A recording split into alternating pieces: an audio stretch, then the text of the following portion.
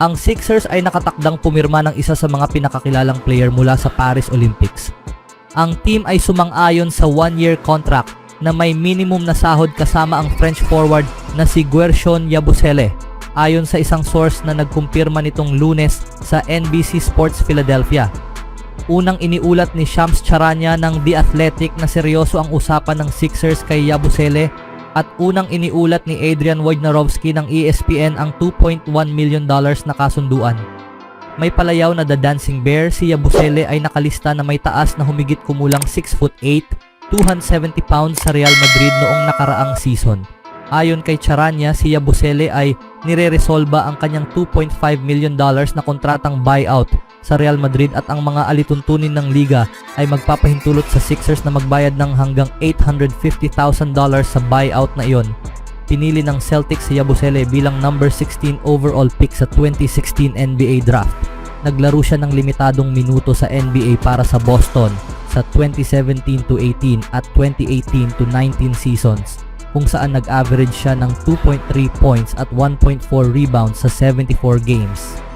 Ang 28-year-old na si Yabusele ay malaki ang ipinagbago mula noon bilang isang multifaceted scorer na medyo agile para sa kanyang sukat. Ayon sa Real GM, si Yabusele ay nag-average ng 9.7 points at 4 rebounds para sa Real Madrid sa lahat ng kompetisyon noong nakaraang season, at may shooting percentage na 44.5% mula sa 3-point range sa 2.7 attempts bawat laro. Sa huling dalawang panalo ng France para makarating sa gold medal game sa Paris, si Yabusele ay nag-post ng 39 points sa 13 for 20 shooting mula sa floor.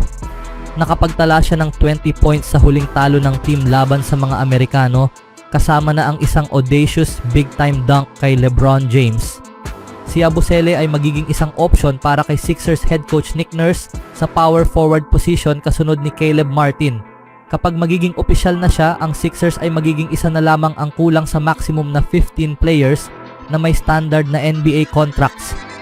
Sinabi ni Sixers President of Basketball Operations Daryl Morey noong nakaraang buwan na balak ng team na mag-iwan ng isang bakanteng roster spot bago magsimula ang season. Habang may mga injury o may pangangailangan na makita ni Coach Nurse na kailangan naming tugunan, gagawin namin iyon, sabi ni Morey. Anong masasabi niyo mga kaibigan sa pagkuhang ito? Sa ibang balita naman, maaring makakita ang mga NBA fans ng ibang Zion Williamson sa court ngayong darating na season. At least isang mas payat na Zion, batay sa mga larawang ipinost sa social media. Si Williamson ay nakuhanan ng larawan habang nakikipag-post kasama ang mga bata na dumalo sa kanyang basketball camp na libre sa Spartanburg, South Carolina, at kitang-kita ang pagiging payat niya, bagamat maaaring dulot din ito ng anggulo ng kuha ng larawan.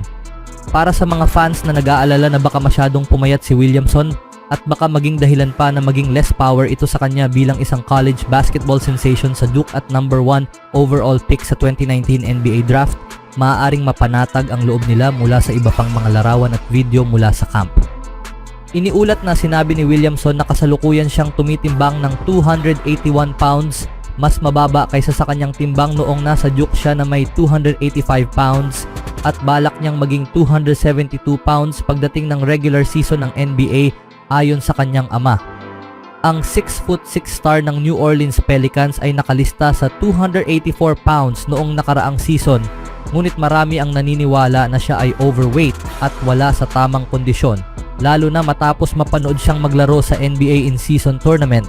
Sina Charles Barkley at Shaquille O'Neal ng TNT, kasama si Stephen A. Smith ng ESPN, ay particular na kritikal sa timbang at kondisyon ni Williamson sa panahon ng 133-89 blowout loss ng New Orleans laban sa Los Angeles Lakers.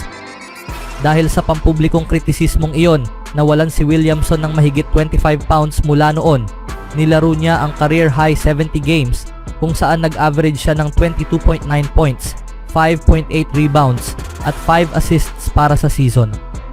Talagang naging malaking sandali iyon para sa akin, sabi ni Williamson sa reporter na si Christian Clark tungkol sa pampublikong reaksyon. Hindi ko tiningnan ang iba, tiningnan ko ang sarili ko, ako ang may kasalanan doon. Wala ako sa tamang kondisyon, dagdag niya. Hindi ako nag-perform sa paraang kailangan kong mag-perform. Sa tingin ko, isa ito sa mga bagay na kailangan kong maranasan dahil talagang marami itong binago para sa akin sa loob ng season. Ang 2024-25 season ng Pelicans ay magsisimula sa October 23 sa isang home matchup laban sa Chicago Bulls. Ang training camp ng team ay magsisimula sa Belmont University sa Nashville sa October 1. Anong masasabi niyo mga kaibigan sa pagpayat ni Zion? Sa ibang balita naman, bagamat nabigo ang Warriors na makuha sina Lauri Markkanen at Paul George sa potensyal ng mga trade, nananatiling nasa magandang posisyon ang prangkisa upang i-upgrade ang kanilang roster. Ayon kay NBA insider Mark Stein sa kanyang pinakabagong Substack, nasa posisyon na ngayon ang Golden State na kumuha ng isang standout na player sa pamamagitan ng trade. Pinaplano ng Golden State ang kanilang mga susunod na hakbang matapos ang hindi matagumpay na trade pursuits kay Paul George at Lauri Markkanen noong off-season, sabi ni Stein.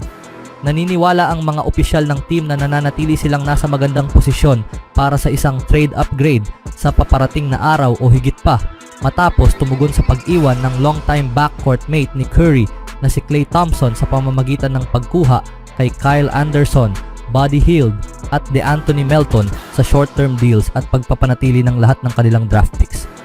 Ang malinaw na pakiramdam sa Chase Center ay ang Clippers at Jazz, sa kabila ng maraming usapan sa parehong team na talagang hindi nila nais makipagkalakalan sa Warriors.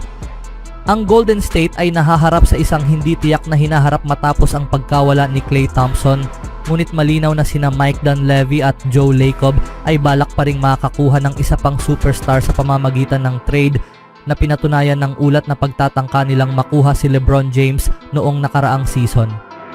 Dahil si Steph Curry ay patuloy na naglalaro sa napakataas na antas, kakailanganin ng Warriors na punan ng puwang na iniwan ni Thompson at maghanap ng isa pang lehitimong scoring threat. Ibinahagi ni Stein na ang hindi tiyak na kalagayan na ito ay mananatiling nakabitin sa prangkisa habang nagsisimula ang 2024-25 NBA season. May mga hamon na tiyak na darating. Sina Curry, Draymond Green at Warriors coach Steve Kerr ay hindi pa talaga nahaharap sa realidad na si Thompson ay hindi na bahagi ng organisasyong kanilang inaasahang hindi niya iiwan, isinulat ni Stein. Ang pag-asa ngayon ay ang summer na pinagsaluhan ni Curry at Kerr ay magbibigay ng matagalang proteksyon sa kung ano ang maaaring maging isang komplikadong winter at marahil pati na rin ang tagsibol na kung saan ang Golden State ay patuloy na ginagawa ang lahat ng mga bagay para mag-contend. Habang sina Curry at Green ay nasa roster pa rin, may potensyal pa rin ang Golden State na makapasok sa playoffs, ngunit maliban na lang kung ang isa sa mga mas batang player ng team ay magsimulang umunlad bilang isang all-star caliber na talento. Sa ngayon, kung iisipin, magiging mahirap ang kanilang pag-usad sa mabigat na Western Conference. Ang tanong sa ngayon, sino kayang malaking star ang kukunin ng Warriors?